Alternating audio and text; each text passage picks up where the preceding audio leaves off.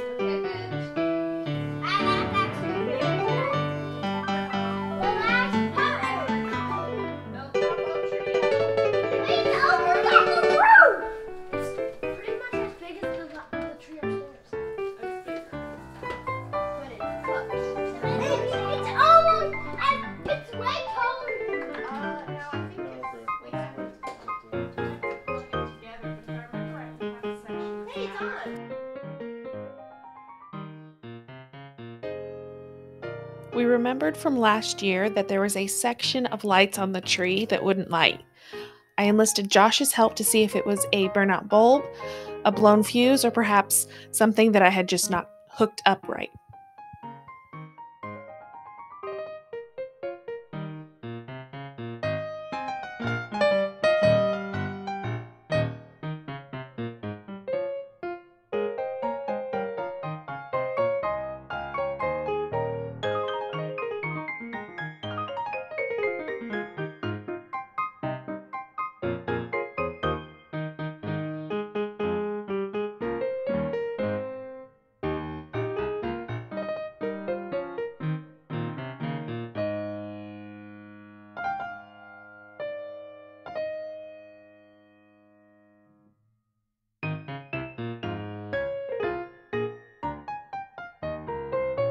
We eventually decided that it would just be easier to put lights in that section of the tree.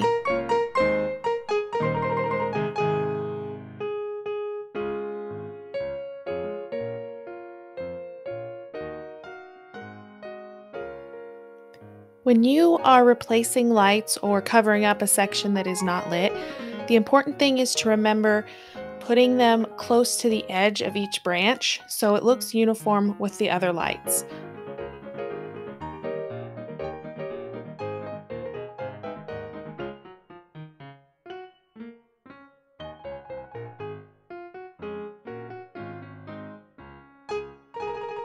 Even though we've always had a pre-lit tree, I go ahead and add 3 more strands of the same color light.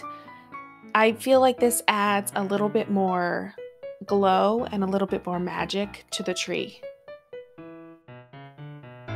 If you watch here, you'll notice that I'm putting these 3 strands more toward the inside of the tree as opposed to the first strand that was only on the edge of the branches. This really helps your tree glow from the inside out rather than just being on the end like the pre-lit branches. This is my first time doing this particular strand, but I've been wanting to do it for some time. I remember when I first started researching how to decorate a Christmas tree, it mentioned that having different sized bulbs on your tree would really add dimension.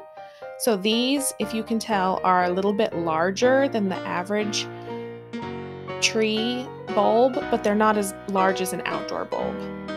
Also, it has the added dimension of having some red in there, which is our main accent color when we do our tree.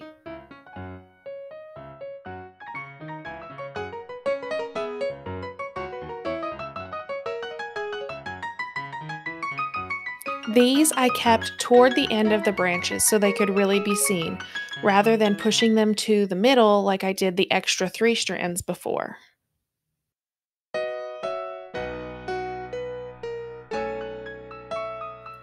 Okay, this is where I'm either going to lose a lot of people or gain a lot of people.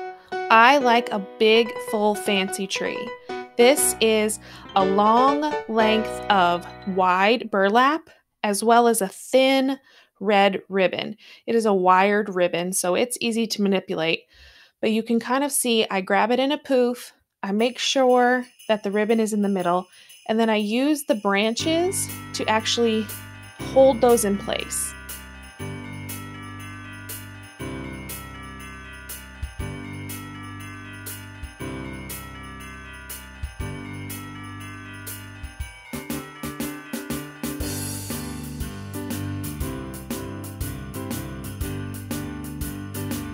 For this, I don't measure or have any specific way I do it. I've done it up and down, I've done it side to side, and this time I went in kind of a diagonal.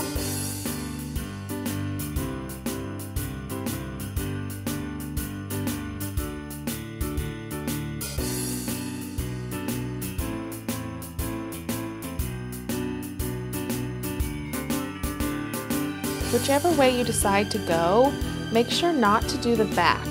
It's really just a waste unless you see the back of your tree from the window or the room that you have it in. It is a lot easier to use all the fun things you have on the front and the sides that people are going to see.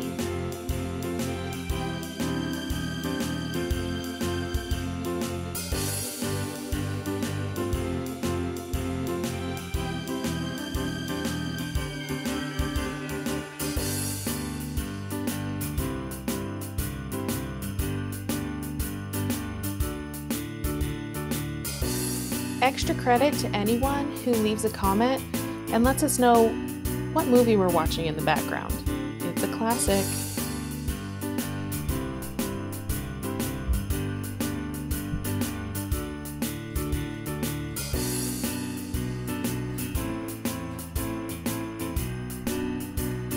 Okay, this is one of my favorite parts.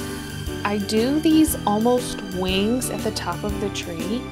I got these giant branches off of a tree that I actually bought fully decorated. I took everything off and I use it on different trees and different decorations around my home.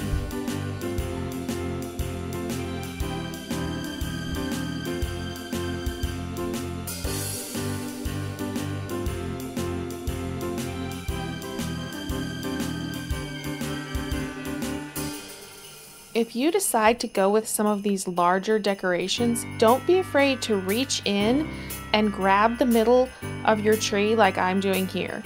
It really helps keep things steady, as well as make sure that you don't have a branch poking straight through to the other side.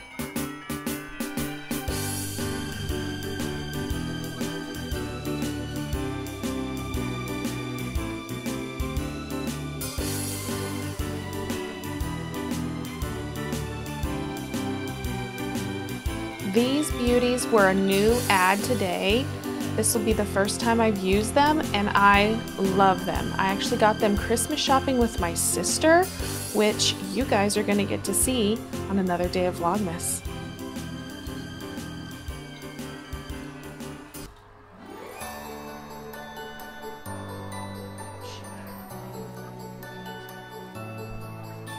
Okay, this is when I really just get to go to town.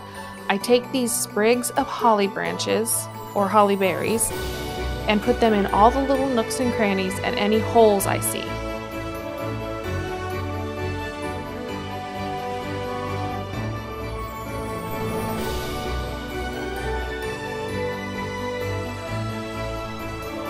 Now, as I wrap up the tree, I add any last little bits that I may find in the bucket, and I also add my beautiful poinsettias. I have red glitter poinsettias that I love. I found them at Walmart for I think $1.98, maybe less, maybe $1.49, and I love them. I also have some burlap poinsettias that really make a statement. You may be wondering, after all that work, where are all the cute kids' ornaments? Stay tuned tomorrow and you'll find out.